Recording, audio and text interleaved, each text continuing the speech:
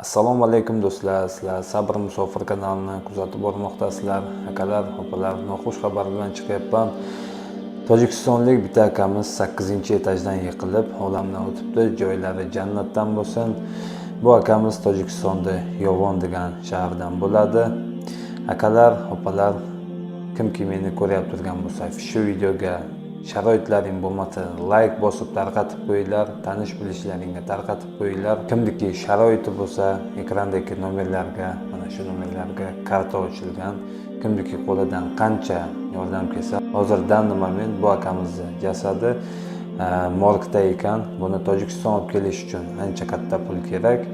Xudo xolasa inshaalloh o'ylaymanki birgalikda hammamiz, kimki meni kuzatib boryapti turgan bo'lsa, shuncha paytdan beri birgalikda yordam qilamiz inshaalloh. Ekrandagi nomerlarga karta ochilgan. Kimniki qo'lidan qancha sharoiti bo'lsa, kartasida qancha puli bo'lsa, sharoitlaringizga qarab tashlashlaringiz mumkin. Bugun siz yordam qildingizmi, inshaalloh ertaga sizga Allohdan qaytadi.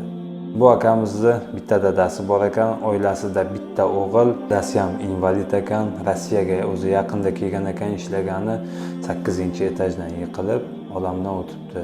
Kimniki sharoiti yo'q bo'lsa, haqiga bitta duo qilib qo'yamiz inshaalloh. Siz yordam qilyapsizmi, inshaalloh ertaga sizga qaytadi.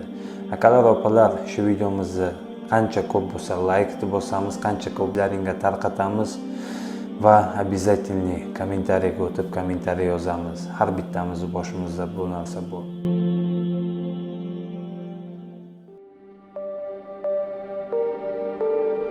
It starts with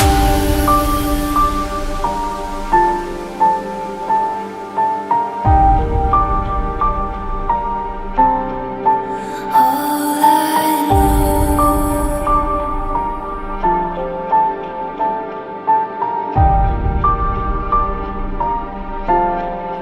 So